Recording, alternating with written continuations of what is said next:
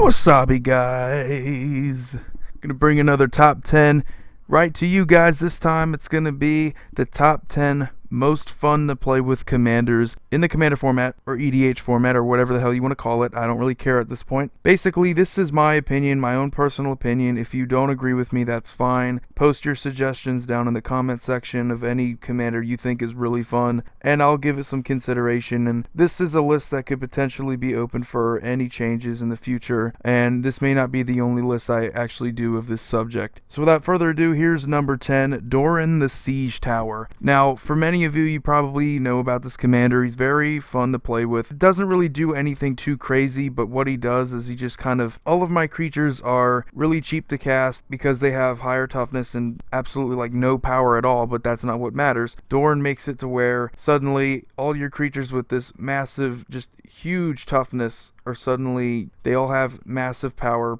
Because that's basically what it does. If you have something that's a 2/10, like so many of the tree folk are, and that's why this is another reason why Doran is just so much fun to play with, is because tree folk tribal right there, that's a fun task, building that type of deck where some tribals are like very obvious, and this is one of them to where you can, if you have tree folk and they're just so much fun to play with. It's so much fun just to look at, just all the awesome different things you can do with this, with play around. And there's a guy called Vadi Ildal who basically can make target creature's power or toughness 1. If you use its ability on a creature your opponents control, basically effectively they become 1/1s, which is hilarious because all your creatures are just going to steamroll literally anything they have.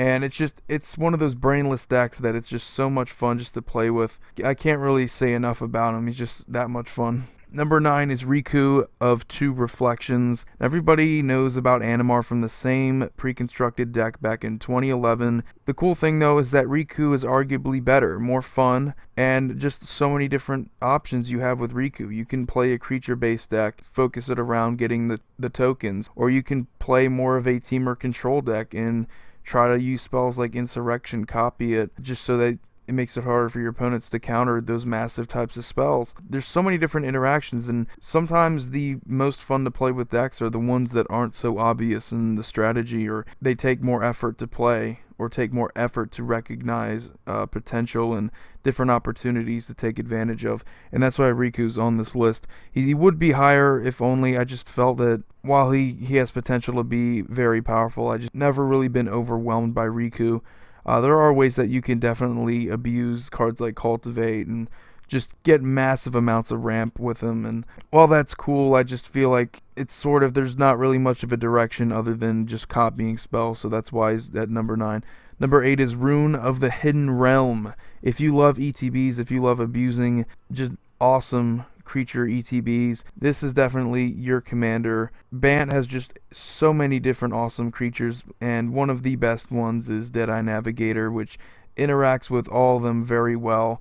Rune is very similar in his ability, although it's not easily manipulated or abused. You do have to tap him to get the whole exile and to blink it back. It's not as easy. It does take time to get him to get going, but once you do, it's just so much fun interacting. A close runner-up was Brago. The only difference was I feel Brago is more oppressive, and a lot more builds are more based around controlling what your opponents do rather than just having fun, whereas I feel Rune is more diverse because you're also playing green in addition to Azorius colors, but you also have that benefit of, because you're playing green, you're playing all these epic creatures like Terastodon, Acidic Slime, that are just so awesome to flicker. You get control, you get removal of artifacts and enchantments. So while it is easy to hose down with something like a Torpor Orb, it is so much fun once you get it going.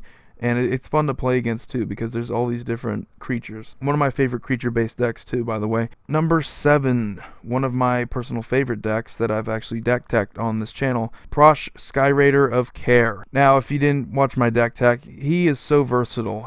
There's so many different directions you can go with him. You can go the whole ETB, you can go the whole Burn Trigger route with Perforos or Impact Tremors, or you can go with the whole Sack Trigger route with Blood Artists, Grave Pact effects. Or you can just overrun because you are playing a token deck. And Craterhoof Behemoths is a really good finisher in this format, so can't go wrong there. So that's why he is on this list. Would be higher if I felt that while he is fun, he is more well-rounded than fun. So that's why he is only at number 7. Number 6 is the Minio Plasm. Out of all of the Reanimator decks, it is all based around gathering some type of unholy advantage over your opponents, whether it's just casting Living Death or just getting all these creatures back from your graveyard.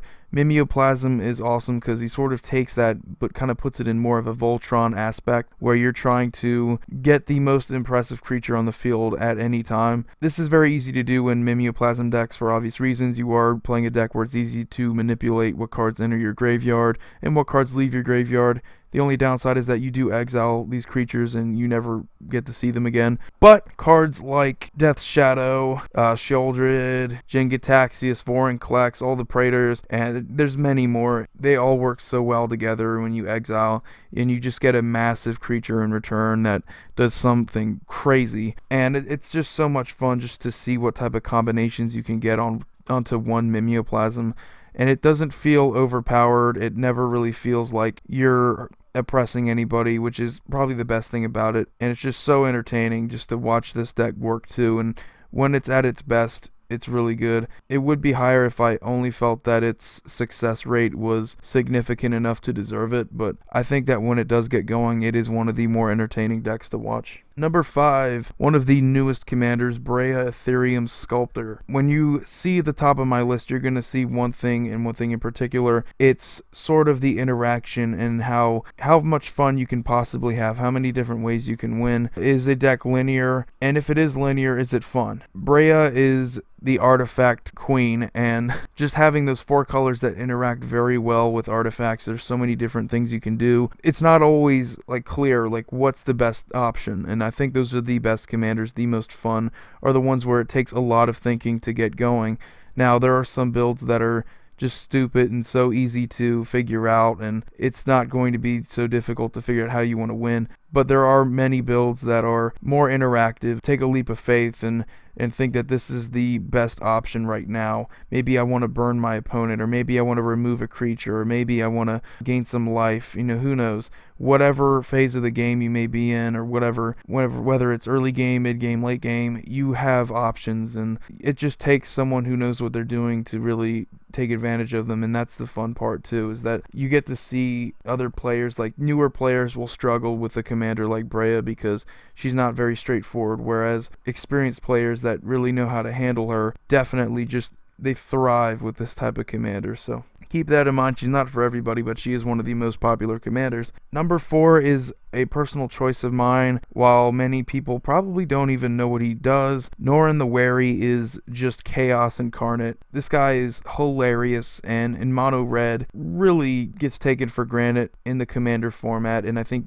the main reason why that is many people automatically associate that with goblins or anything having to do with that type of strategy. However, mono red in commander is way more than that, and in fact you're talking about one of the most disruptive colors ever. You're talking about a color that is basically control, but we don't call it control. It's actually disruption. You are able to use spells like Fork, change the target and spells. There's so many abilities that do stuff like that, and you have so many things that alter the paradigm of what everyone else is doing in the game. Whether it's, I want to be able to cast this spell without anything else happening. Well, it will change things. It will change things in any particular way. I feel that Doran the Wary, although you can focus on the ETB triggers, it's what most people end up doing. I feel that when you want to play the ultimate red chaos deck, he is the best commander because he dodges so much removal. He dodges just about anything chaotic you want to do,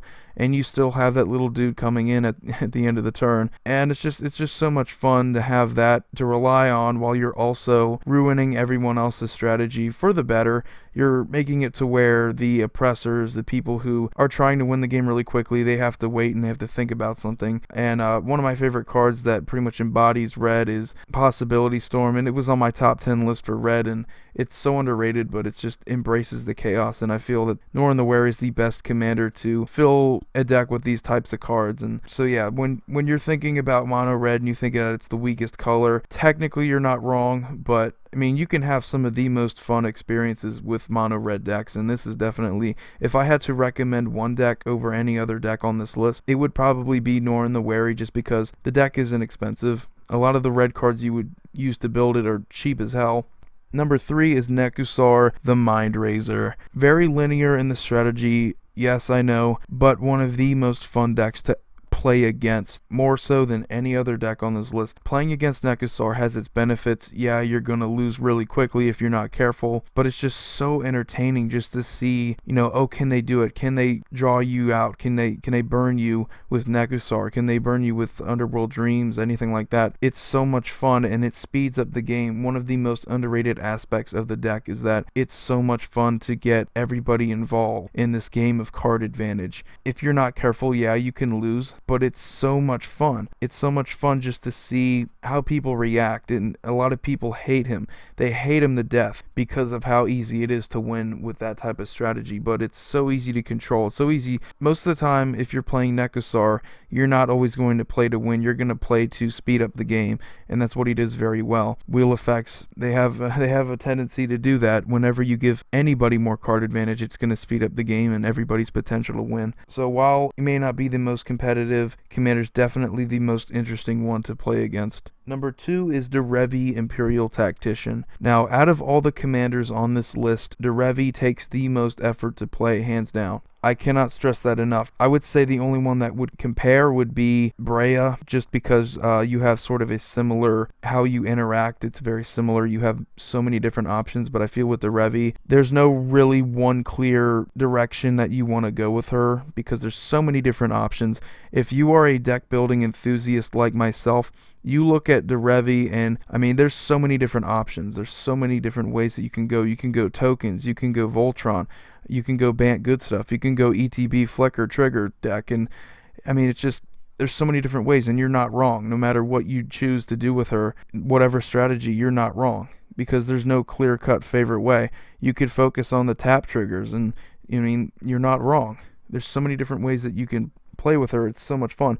And also, this is another deck very much like Brea that new players are not going to succeed big time with this type of commander. It's going to take a lot of skill to make a very good Revie deck and play with one. If you are a very experienced player and you know what you're doing, and you've played so much commander, and you know how each deck interacts with the Revie, you're most likely going to understand how to win with her, and you can become very dangerous if you play with the Revie, because she is one of those commanders that, depending on your skill set, you can really do some damage. That's very much unlike any other commander that I've seen. You have such a gap in skill set where newer players are going to struggle with her, yet the most experienced players are going to just tear ass and just have so much fun. She is one of my favorite commanders just because how much skill she takes to really master. Number 1, the most fun commander in the format, my personal favorite. If you like Storm, you already know what I'm about to talk about. Yidris Maelstrom Wanderer, the Cascade King. Yeah, everybody automatically assumes that you're going to be swinging with Yidris and getting all these Cascade triggers, while you're basically going to be playing Storm regardless, and in these colors, there's just so many different options. Paradox Engine is my current favorite card, period, in Magic right now. With Yidris and with Paradox Engine, with mana artifacts, you have one of the most fun to play Storm builds ever. Storm and Commander it's just so much fun because you don't exactly know what you're going to get, whereas Storm in Modern is more predictable. Storm and Commander in a singleton format, it's just one of the most fun experiences you can ever have, and while it does take money to optimize a deck like this, it definitely is. It's so much fun to both play against and play with. So anyway, guys, if you like this video, check out my others. If you haven't already, please subscribe. I do a lot of good content. I have other top 10s. I have deck techs. I have rants. I have many more things that you might like. Thanks for watching. Signing off, Void Mage Gamer.